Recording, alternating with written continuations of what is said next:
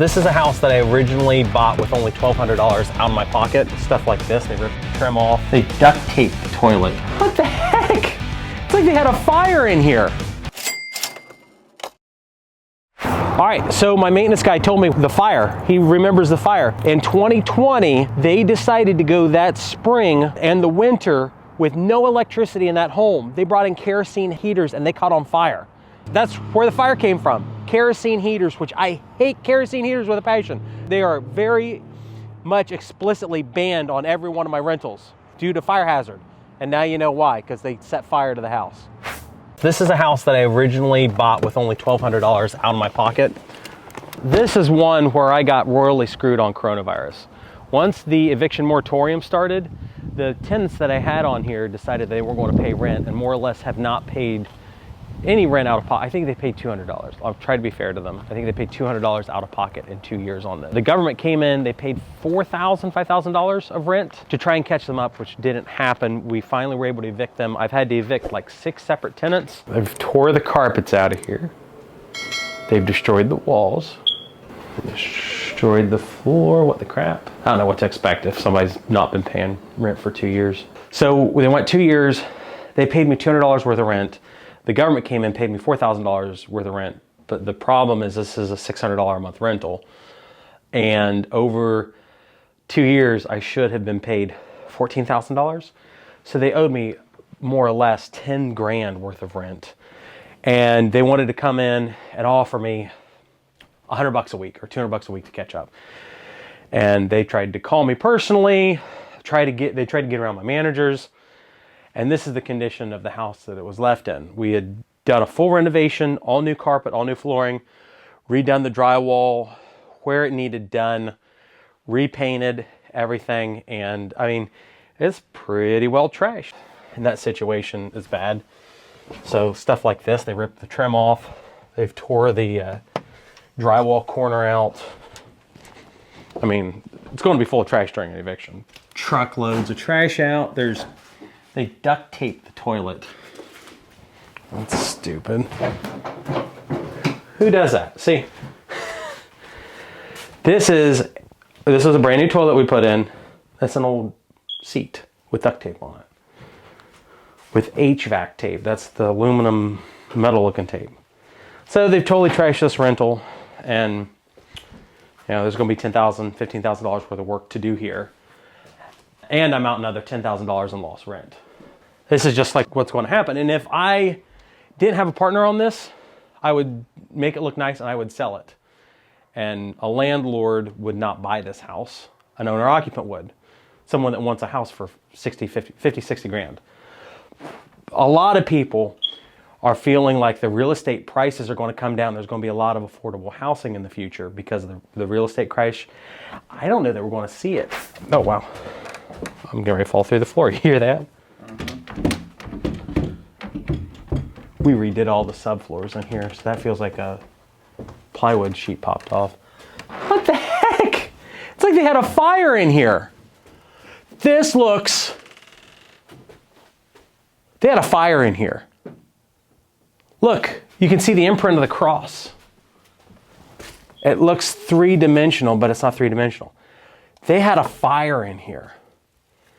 Of course, I didn't know anything about it. Holy crap, look at this. The only thing that would be worse here is if it said live, laugh, love instead of family, etched into the wall in smoke. What the crap? Had a freaking fire in here. Look at the ceiling, it looks terrible too. I'm going to turn this into a rental. Most landlords wouldn't. They would just sell because the market's still, I mean, our prices in Central have not gone down much, well, at all. If you were in California, maybe they've gone down 5%.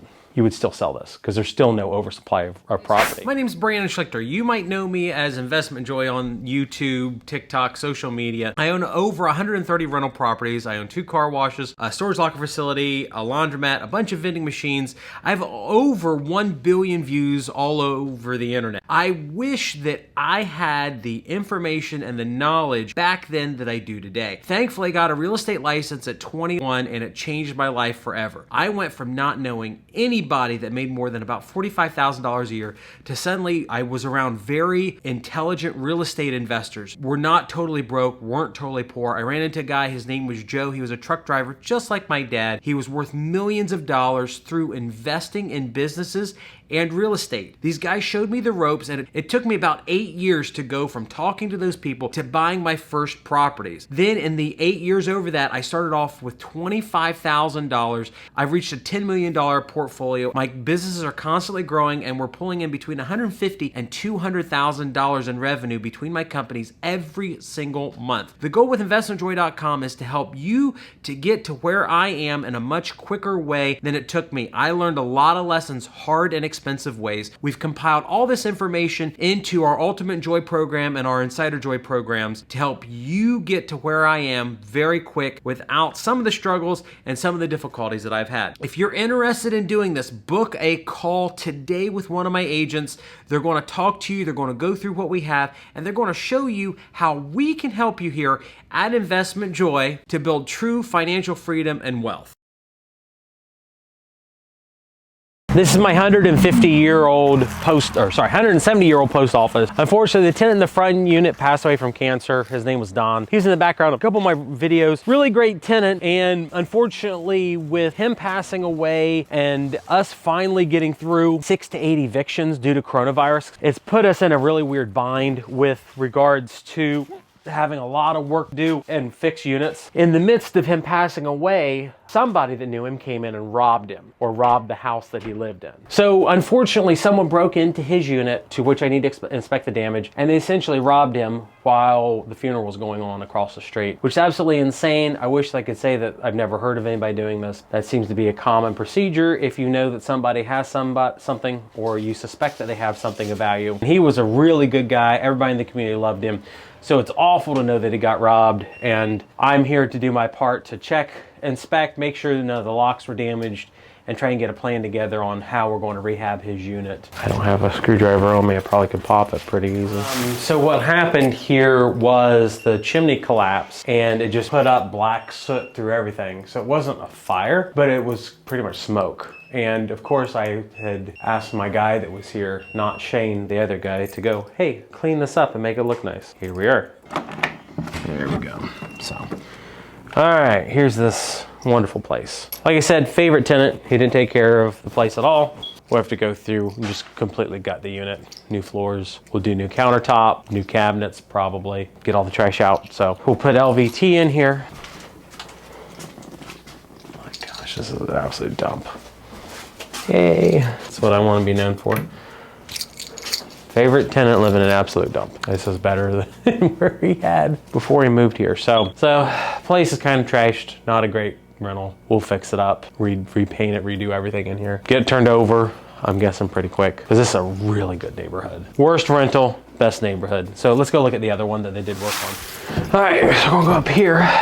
That's still exposed. That was something I asked to be fixed a year and a half ago. And that's the problem with coronavirus, is when the labor market's really tight, you can't fire anybody. So I don't fire anybody. And the problem is, it's hard to find other people to do work. I don't know how many times I've had people show up, scam me for money. I'm at this point where I can start hiring new crew to get these projects that I've asked to be done almost 2 years ago. So I'm excited about that, because places like this will be able to improve. And then the other thing, the value, I only paid $150,000 for this. We'll probably go up to the 400 range.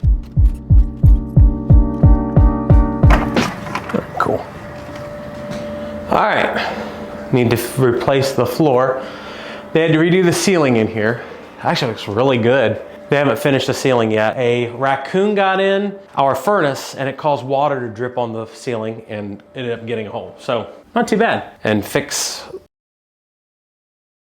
it takes like 3 minutes to fix the seam in the floor, and said they fixed it with duct tape. Fixed it with duct tape. The floors could be cleaned. They don't look super bad to me for being 170-year-old floors. You guys can let me know in the comments what you think about whether these floors look good or bad being insanely old. So not too disappointed on this unit. It's looking pretty good. We'll get it turned over quick and probably rent it for $650 a month-ish. Based on the neighborhood, the next door neighbor is getting $200 a night in their place. I did the numbers today and I'm down $14,000 a month in rent that I should be getting, but I'm not. I really have to have my tree guys go and take this and that giant sycamore down, because we got like maybe 5 years left on that tree before it comes down and crushes that house. I have to think how much that's gonna cost. My tree guy is very, very good overall, so it'll probably be $2,500 to get both trees down, which I'm not super excited about spending. It is what it is.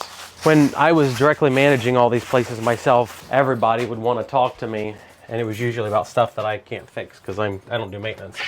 That is a benefit of having somebody else manage your properties. You don't have to be the one with all the answers. All right, guys, make sure you like the video if you like this content. Make sure that you consider subscribing and hitting the bell to enable notifications. Thanks.